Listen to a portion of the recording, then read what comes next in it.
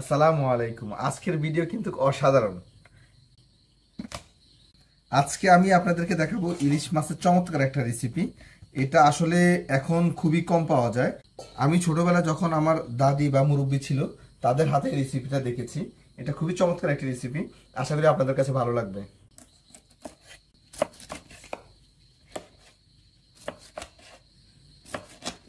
আর এখানে আপনারা যে কোনো সামুদ্রিক মাছই এই রেসিপিতে রান্না করতে পারবেন।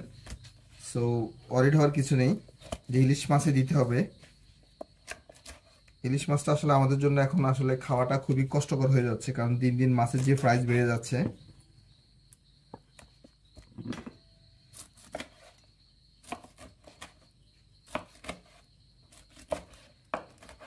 আর মাছগুলো একটু পাতলা স্লাইস করার কারণ আছে।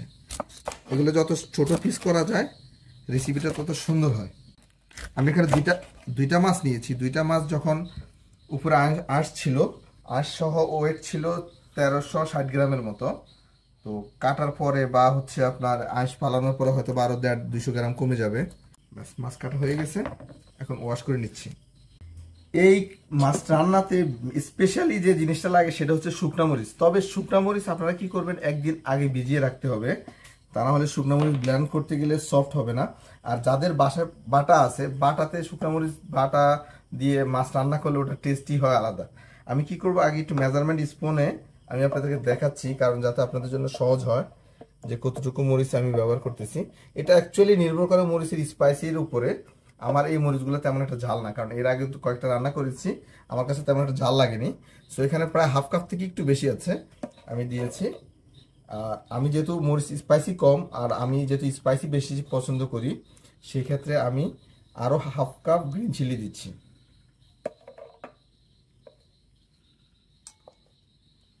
আর রসুন ছিলে নিয়েছি, খোসা সহ দিতে পারেন, খোসা ছাড়াও দিতে পারেন। রসুন নিয়েছি আমি, এই যে দেখেন, 1/4 কাপের একটা থেকে একটু বেশি।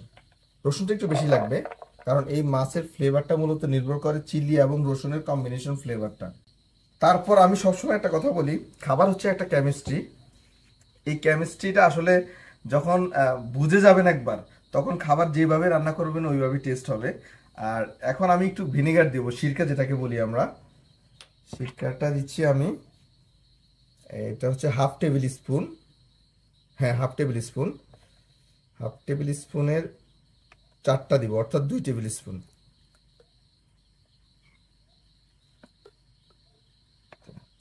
এই সিরকা দেওয়াতে যে কাজটা হয় সেটা হচ্ছে স্পাইসির যে স্ট্রংনেস সেটা কিন্তু কমে যাবে, স্পাইসি কমে যাবে। তারপর আমি ব্লেন্ড করে নিচ্ছি।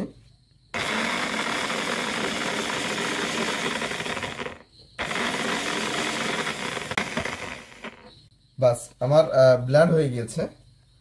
আপনাদেরকে একটু দেখাই যে কেমন টেক্সচার ব্লেন্ড করেছি। একেবারে পেস্ট না, বাট একটু দানা দানা আছে, যেটাকে আমরা রেস্টুরেন্টের ভাষায় ক্রাশ বলি। ক্রাশ করা আছে, একেবারে ব্লেন্ড করা নেই। সো এটা কাজ শেষ। এখানে যে গাছের যে কচি কলা পাতা আছে সেগুলো আগে হালকা একটু হিট দিয়ে নেবেন, এতে করে কলা পাতাগুলো সফট হয়ে যায় আর যে কোনো শেপ নেওয়া যায়, আর কলা পাতা তখন আর ভাঙবে না। আর আমি সাজেস্ট করব আপনারা এখানে মিষ্টি কুমড়া পাতা অথবা লাউ পাতা, এই জাতীয় পাতাতেও করতে পারবেন, কারণ মিষ্টি কুমড়া এবং লাউ পাতাতে অনেক ভালো হয়। মোটামুটি সফট হয়ে গিয়েছে।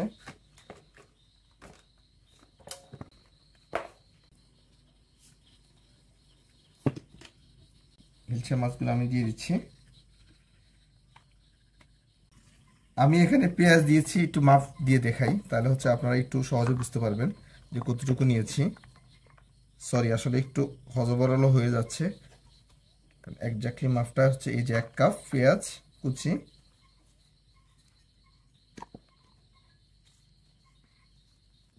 আরও 1 কাপ, অর্থাৎ 2 কাপ আমি পেঁয়াজ কুচি নিয়েছি। মাপ দিয়ে দেওয়ার কারণ হচ্ছে আপনাদের যাতে শেখাটা একটু সহজ হয়। আমি যতটুকু চেষ্টা করি আমার ভিডিওতে প্রপার এক্সপ্লেন করার জন্য, কারণ রান্না যারা দেখে রান্না করে তারা অবশ্যই আমার মতে তারা নতুন রান্না করা, যার কারণে তাদেরকে ভুল বলাটা ঠিক না, এতে করে রান্না ভালো হয় না। সো আমি চেষ্টা করি কোনো সিক্রেট না রেখে সবসময় ভালোভাবে এক্সপ্লেন করার জন্য। আমি এখানে সরিষা বেটে নিয়েছি, এটা আমার ফ্রিজে ছিল। আপনারা যখন এই মাছটা রান্না করবেন, এই সরিষাটা একদিন আগে পানিতে ভিজিয়ে রেখে তারপর পরদিন ব্লেন্ড করবেন। এতে করে সরিষা তিতা হবে না, মাছের টেস্ট অনেক ভালো আসবে। এখানে টেবিল স্পুনের হাফ স্পুন নিয়েছি আর অল্প একটু নিয়েছি, অর্থাৎ টোটাল 1 টেবিল স্পুনের মতো দিয়েছি। তারপর আমি মরিচ এবং রসুনের পেস্টটা দিয়ে দিচ্ছি। তারপর লবণ দিচ্ছি, লবণটা অবশ্যই পরিমাণ মতো। আমি এখানে 1 টিস্পুন প্লাস 1 টিস্পুন অর্থাৎ 2 টিস্পুন নিয়েছি। আমার মতে আরেকটু হালকা লাগবে, যেহেতু এটাতে লবণ সেকেন্ড টাইম দেওয়ার সুযোগ নেই, একটু দিয়েছি অর্থাৎ 2.5 টিস্পুন দিয়েছি। তারপর কিছু আস্ত কাঁচামরিচ দিয়ে দেব। এখন অনেকের প্রশ্ন যে কাঁচামরিচগুলো কেন আস্ত দিয়েছি। এই কাঁচামরিচগুলোর স্পাইসি মাছে যাবে না, কিন্তু যদি আমি স্পাইসি বেশি আমার প্রয়োজন হয় এখান থেকে মরিচ আবার ভাতের সাথে ভেঙে খেতে পারবো, এই জন্য মরিচগুলো আস্ত দিয়েছি। আর এখানে আমি সবসময় সাজেস্ট করি সরিষার তেল।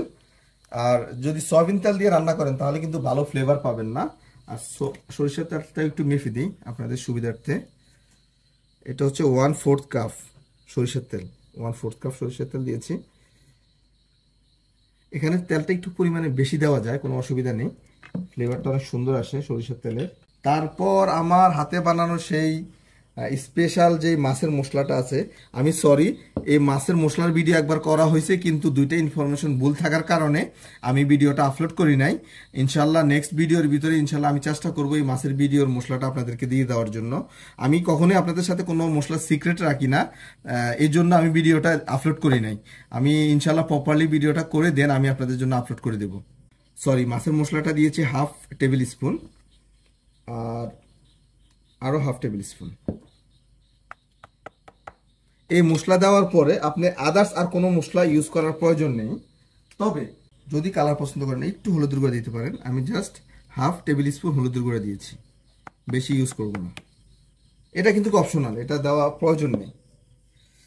তারপর মশলাগুলো আমি ভালো করে মাখিয়ে নিচ্ছি।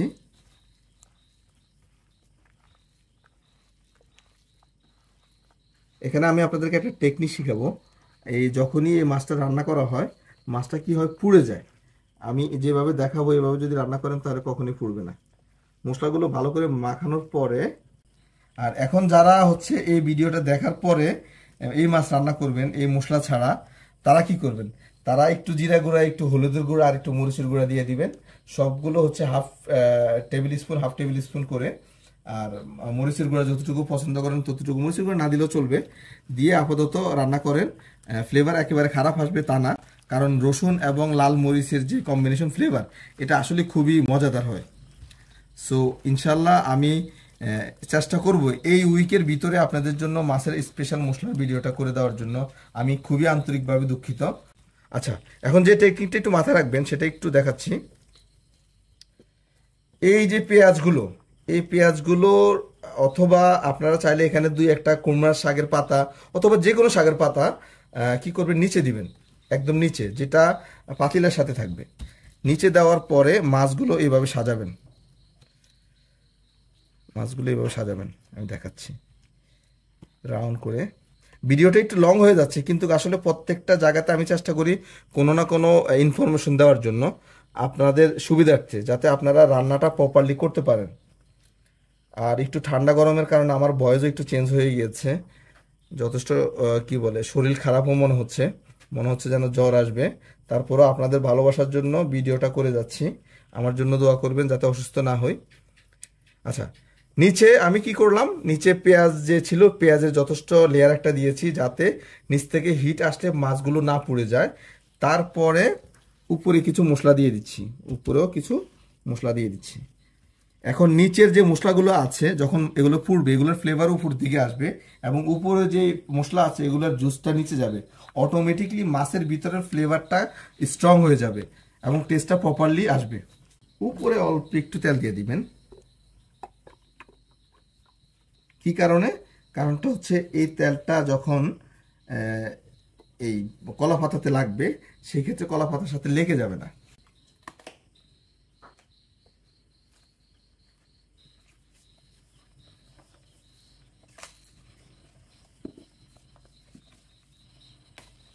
চেষ্টা করবেন কলা পাতা যাতে ভেঙে না যায়, ফেটে না যায়, ফেটে গেলে কিন্তু মাছের গ্রেভিটা বের হয়ে যাবে। অলরেডি কলা পাতার প্রথম লেয়ারের কাজ শেষ।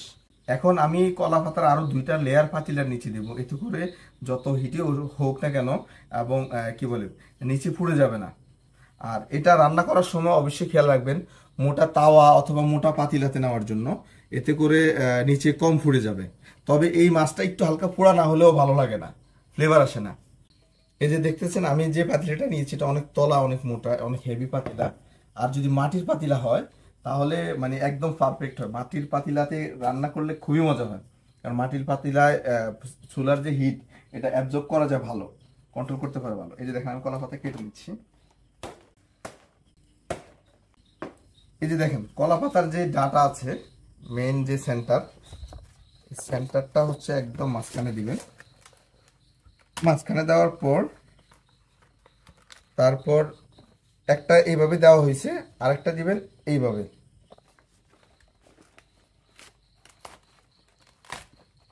এখন আপনি যখন মাছটা রাখবেন, রাখার পরে কিন্তু আর এটা নিচে লেগে যাবে না।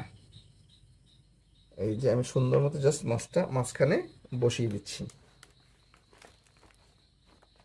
তারপর সুন্দর করে কভার করে দিচ্ছি। আর এটার ফ্লেভার যতটুকু চেষ্টা করবেন এমনভাবে কভার করার জন্য ফ্লেভার যাতে বাইরে না হয়, এতে করে মাছের ভিতরে একটা স্ট্রং ফ্লেভার পাবেন। আমি এই জন্য উপরে একটু কলা পাতা দিয়ে দিচ্ছি।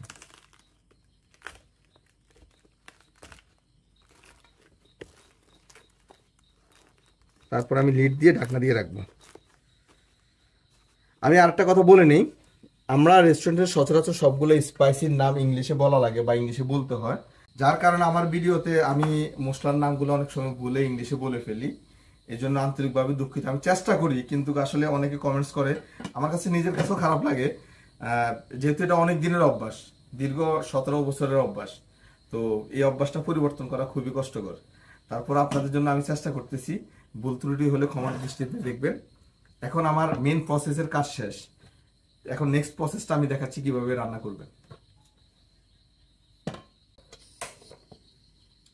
চুলাতে যখন এই মাছটা দিবেন প্রথমে হাই হিট দিতে হবে। হাই হিট 3 থেকে 4 মিনিট।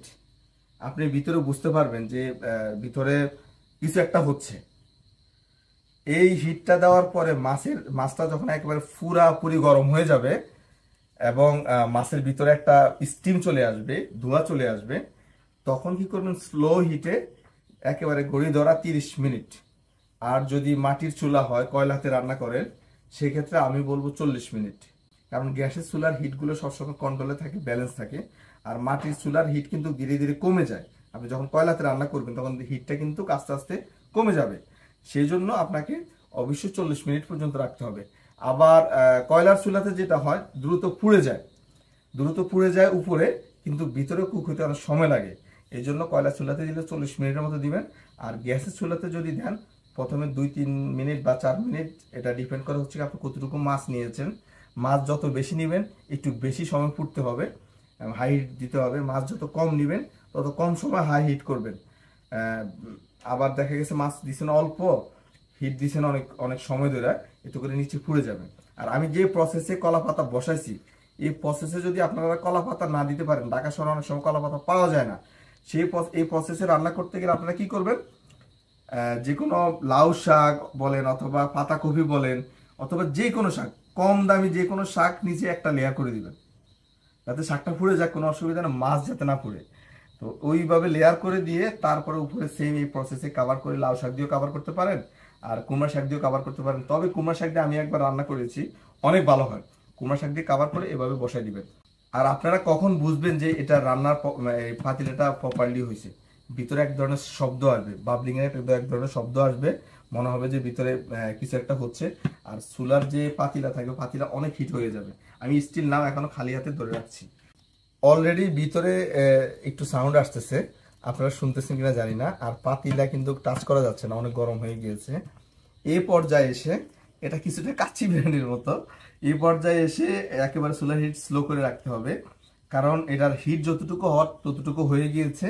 এখন জাস্ট হিটটা কন্টিনিউ সেম ব্যালেন্স রাখার জন্য চুলার হিট ডিম করে বা কমিয়ে 30 মিনিট মিনিমাম রাখবেন, 30 মিনিট। আর আমি আবারও বলতেছি, মাছ যদি বেশি হয় তাহলে আর একটু বেশি সময় রাখার প্রয়োজন আছে। আমি ঠিক আধা ঘন্টা পরে তুলছি।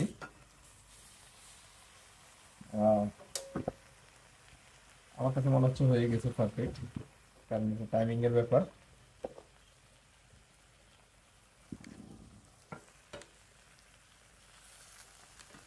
তবে এই খাবারটা উপরে যদি একটু কয়লা দেওয়া যায় তাহলে ফ্লেভারটা আরো সুন্দর আসে, কারণ উপর সাইডটা একটু বার্ন হয়। ও মাই গড, যে ফ্লেভার আসছে না, অসাধারণ ফ্লেভার আসতেছে। ওয়াও, উফ, ফ্লেভারে খিদা বেড়ে গেছে ভাই। আপনারা দেখতে পাচ্ছেন কিনা জানি না, কালারটা খুব সুন্দর হয়েছে। তবে আমি যতটুকু পোড়া যাওয়ার কথা ছিল ততটুকু পুড়ে নাই, আর একটু পোড়ার দরকার ছিল, এতে করে ফ্লেভারটা আরো স্ট্রং হইতো।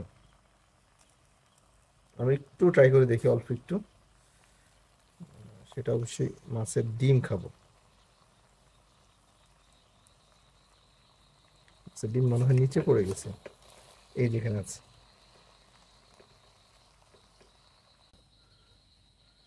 এটা কিন্তু আমার খুবই পছন্দের একটি খাবার।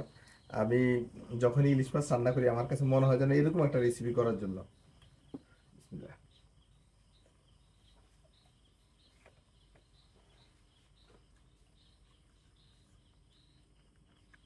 হুম, মাশাল্লাহ। তবে স্পাইসি যেমনটা আশা করছিলাম তেমনটা স্পাইসি হয় নাই, কারণ আমি বলেছিলাম যে শুকনো মরিচগুলোতে স্পাইসি কম। আর তাছাড়া আমি স্পাইসি অনেক পছন্দ করি, বাট টেস্টটা সে হয়েছে। সবাইকে অনেক অনেক ধন্যবাদ আমার ভিডিও দেখার জন্য। আর আমার জন্য দোয়া করবেন যাতে আরো সুন্দর সুন্দর ভিডিও আপনাদেরকে উপহার দিতে পারি। আজকে রাতে ভিডিও করতেছি, ঘুম আসতেছে, এই জন্য চোখে ঘুম ঘুম একটা ভাব আছে, শরীরটা একটু অসুস্থ। আমার জন্য দোয়া করবেন। ইনশাল্লাহ পরবর্তীতে মাছের মশলার ভিডিওটা আমি আপনাদের জন্য ভালোভাবে তৈরি করে শেয়ার করব, এবং আরো নতুন নতুন ভিডিও দেওয়ার চেষ্টা করবো ইনশাল্লাহ। আল্লাহ হাফিজ।